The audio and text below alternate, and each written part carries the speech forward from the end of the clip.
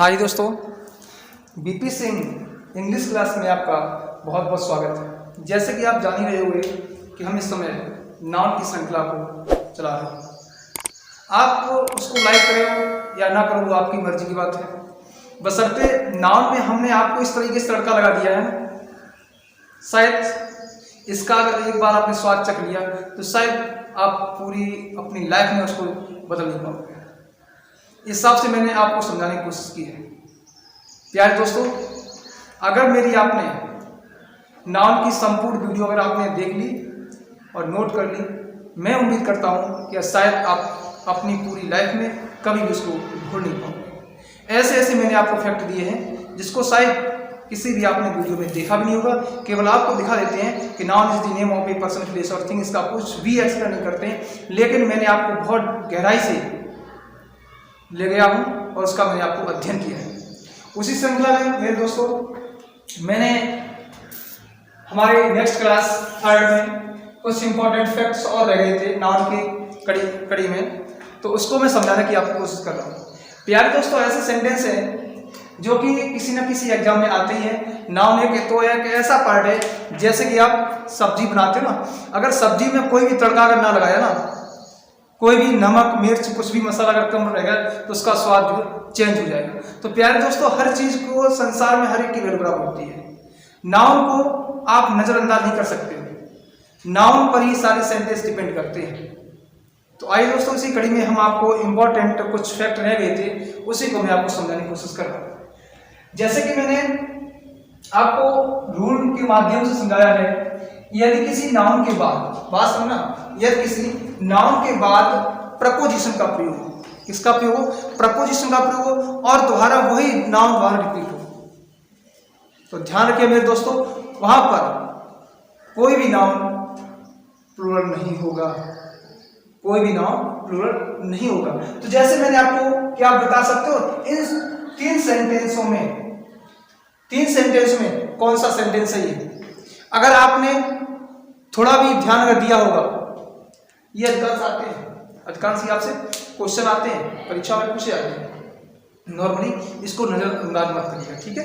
तो ध्यान रखिएगा दोस्तों, जैसे कि नाउन आता है, उसके बाद में अगर दूसरा रिपीट नाउन होता है, बीच में प्रपोजिशन आता है, तो ध्यान रखिएगा दोनों भी नाउन कैसे होंगे, सिंगुलर होंगे, उसमें एस या एस नहीं लगा होगा।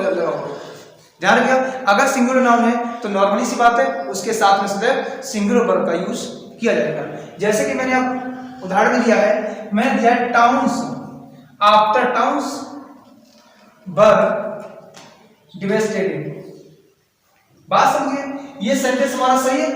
मैंने नाउन्स दिया है, टाउन्स, टाउन्स नहीं होगा, यहां पर भी टाउन्स दिया है। प्यारे बच्चों ध्यान रखिएगा, टाउन नाउन है, ये प्रपोजिशन दिया गया है, इसके बाद फिर नाउन दिया गया है। अगर दोनों नाउन के बीच में अगर प्रपोजिशन दिया गया है, जे नहीं आखिरी हो, कोई भी प्रपोजिशन हो, तो ध्यान रखिए दोस्तों, पहली बात दोनों ही नाउन कैसे होंगे, सिंगुलर होंगे, और सिंगुलर होने के बाद में यहाँ पर जो वर्ब यूज होगी वो भी कैसे होगी, सिंगुलर होगी। इस चीज को ध्यान रखिएगा। नेक्स्ट वाला सेंटेंस है, ship after ship is arriving. ये हमारा सेंटेंस बिल्कुल राइट है, बिकॉज जैसे कि आप देखो शिप दिया है ना, जहाज, जो समुद्री जहाज होता है ना, आफ्टर शिप, दोनों ही नाउन का रिपीटेशन हुआ है, दोनों नाउन का अगर रिपीटेशन होता है, उसके बीच में अगर प्रोनाउन का प्रपोजिशन का प्रयोग होता है, तो ध्यान रखिएगा मेरे भाई,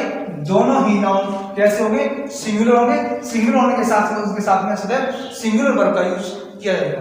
नेक्स्ट वाला सेंटेंस है, he acquired from doors to door। doors to door नहीं होता है मेरे प्यारे बच्चों, ये क्या होगा, डोर टू डोर। ध्यान रखिए, ये फैक्ट एग्जाम्स आपसे पूछे जाते हैं, ये आपको एरर जो सामान्य लोग एरर करते हैं ना, ऐसे फैक्ट आपसे पूछ जाते हैं हर एग्जाम में। तो इसको नजरअंदाज मत करिएगा और डीपली से देखिएगा और गहराई से अध्ययन करने की कोशिश करिएगा, क्योंकि ये समझ लो आपके फ्यूचर में लोग रामबाण की तरह काम करेंगे। ये मत समझिएगा, ये बड़ी मुझे तो आते हैं यार, मैं क्या पढ़ूंगा। ध्यान रखिए बेटा, डूबता कोई है जो तैरना जानता है। बात समझ गए, डूबता कोई है जो तैरना जानता है। भैया मुझे तैरना ही नहीं आता है तो मैं अंदर जाऊंगा क्यों, मरने थोड़ा जाऊंगा। बात समझ रहे ना, मरने थोड़ी ना होगा। तो ध्यान रखिए, वैसे छोटी छोटी गलतियां ही आपको कभी भी बर्बाद की श्रेणी पर पहुंचा सकती हैं, आपको बिल्कुल बर्बाद कर सकती हैं। तो हर एक रूल को बहुत डीपली से देखिए, हमने नाउन को बहुत अच्छे तरीके से मैंने आपको समझाने की कोशिश की है प्यारे दोस्तों। इसके बाद हमारा दिया है इंपॉर्टेंट फैक्ट है, किसी वाक्य में न्यूमरल एडजेक्टिव क्या होना चाहिए, न्यूमरल एडजेक्टिव के बाद a half a quarter, a half a quarter आता है तो नाउन को न्यूमरल एडजेक्टिव के बाद रखते हैं, फिर बाद में ए हाफ ए क्वार्टर लिखा जाता है। क्या आप इसमें से बता सकते हो, 3 सेंटेंस दिए, 3 में से कौन सा है? आपको पता है? नहीं पता है तो प्यारे बच्चों देखिए, जैसे मैंने आपको समझाया है, ही गेव मी 1 रुपीज, पहली बात, रुक जाओ 1 रुपीज, 1 वैसे करते हैं सिंगुलर में आता ना, तो इसके साथ में सिंगुलर पर 1 रुपी होगा, रुपीज नहीं होगा, ध्यान किया। एंड ए हाफ, ये हमारा सेंटेंस बिल्कुल राइट हो गया है, समझते हैं ना। इसके बाद हमने दिया है she gave me 2 rupees and A half, ये भी हमारा सेंटेंस बिल्कुल राइट है, बिकॉज क्योंकि ध्यान दिया 2 कैसा होगा, प्लूरल हो गया ना, तो इसके साथ में प्लूरल ही नाउन का प्रयोग किया जाएगा। यहाँ पर 1 था तो रुपी हो गया, 2 है तो क्या है, रुपीज हो जाएगा, 3 होगा तो रुपीज हो जाएगा, ठीक है। 1 सिंगुलर लेते हैं तो इसके साथ में सिंगुलर नाउन का यूज होगा, ना कि प्लूरल करेंगे। इन रीडरों को विशेष करेंगे, गलतियों को विशेष कर आप सुधारने की कोशिश करो, नहीं तो फ्यूचर में आपको पछताना पड़ेगा, 100% आपको पछताना पड़ेगा, ये मेरा वादा है प्यारे दोस्तों। जैसे कि मैंने आपको नेक्स्ट दिया है, she gave me 2 and A half quarter rupees, जान के ये हमारा गलत है, बिकॉज क्योंकि ध्यान रखिए मेरे भाई, अगर न्यूमरल एडजेक्टिव के बाद हमेशा क्या आएगा, हमारा नाउन आएगा, ना कि एंड करेंगे। बात समझ ना, इन चीजों को विशेषकर फैक्ट दे दिया तो यहाँ पर 2 के बाद क्या आएगा, रुपीज आएगा, रुपीज आएगा, ध्यान रखिएगा इस चीज का, रुपीज आएगा, रुपीज यहां नहीं रहेगा। इस प्रकार से हमारा सेंटेंस सही हो जाएगा। एक बात ध्यान किया, जैसे कि आप जो है सामान्य तौर पर देखते हो कि जो कॉमन जेंडर जो कॉमन नाउन होते हैं, जैसे टीचर है, चाइल्ड है, स्टूडेंट है, तो इसके साथ में हमेशा पजेसिव एडजेक्टिव हमेशा 3rd पर्सन का होता है, हमेशा 3rd पर्सन का होता है। जैसे 3rd पर्सन का क्या होगा, नॉमिनेटेड केस ही का पजेसिव एडजेक्टिव क्या होगा, हिज होगा। नॉर्मली आप ध्यान रखिएगा, जो भी कॉमन नाउन होते हैं उनके साथ में 3rd पर्सन का ही हम पजेसिव एडजेक्टिव का यूज करते हैं।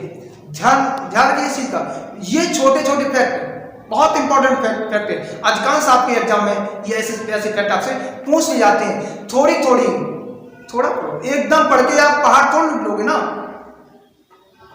आप एकदम ये सोचोगे एकदम पहाड़ लौट लेंगे, कभी नहीं लौट पाओगे मेरे भाई। कदम से कदम मिलाकर चलते रहे, निश्चित ही हम आपको एक दिन सफलता की सीढ़ी पर पहुंचा देंगे।